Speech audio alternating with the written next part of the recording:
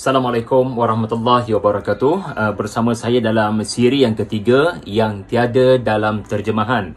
Dan kali ini saya memilih ayat yang kelima daripada surah Asy-Syura, surah yang ke-42 ayat yang kelima pada kalimah a'udzubillahi minasyaitonirrajim wa yastaghfiruna liman fil ardi. Bismillahirrahmanirrahim. Takadus samawati yatafattarna min fawqihinna والملائكة يسبحون بحمد ربهم ويستغفرون لمن في الأرض ألا إن الله هو الغفور الرحيم.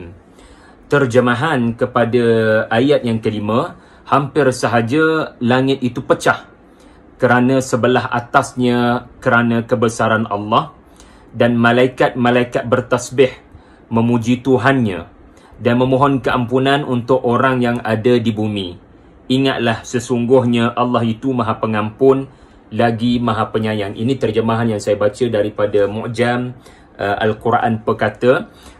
Juga kalau saya merujuk kepada terjemahan Allahyarham Abdullah Basmi, Tafsir Pipin Ar-Rahman, iaitulah memohon ampun bagi makhluk-makhluk yang ada di bumi.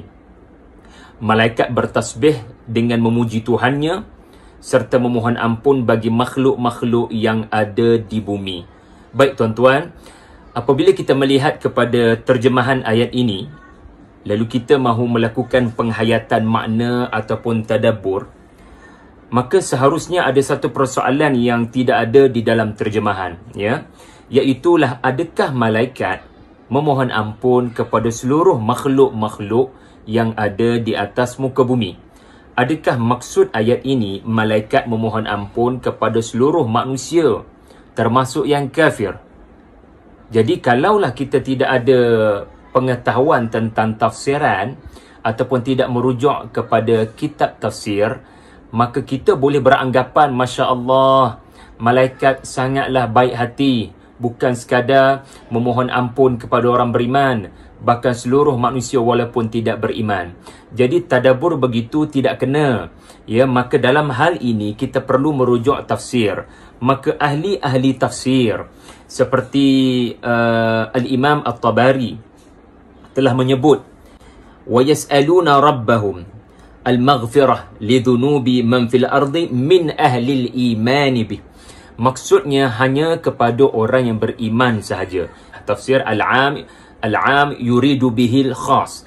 Benda itu umum tetapi dimahukan daripadanya khusus, ya, kerana berdalilkan kepada ayat yang lain di dalam Al-Quran. Ada ayat lain dalam Al-Quran.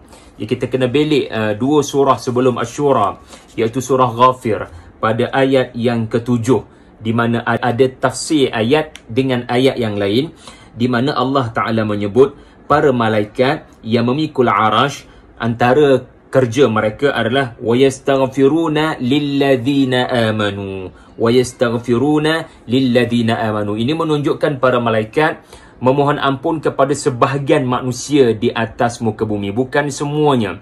Sebahagian di situ berdasarkan tafsir ayat dengan ayat daripada surah Ghafir, maka ia merujuk kepada hanya orang-orang beriman, maka dosa yang mereka lakukan malaikat memohon ampun. Demikian daripada As-Suyuti, beliau menyebut bahawasanya kenyataan ini juga adalah tafsiran mufassir tabi'in, iaitu Qatadah, iaitu lil mu'minina minhum.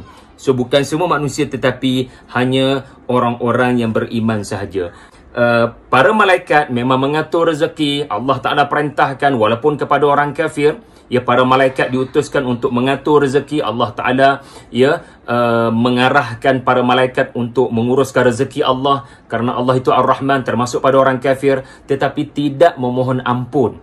Ya, ayat ini tidak ada kaitan dengan malaikat memohon ampun kepada orang-orang kafir, kerana mereka hanya memohon ampun kepada orang-orang yang beriman saja. Ini antara yang tiada dalam terjemahan, ya, yang kita perlu merujuk kepada tafsiran. Wallahu a'lam.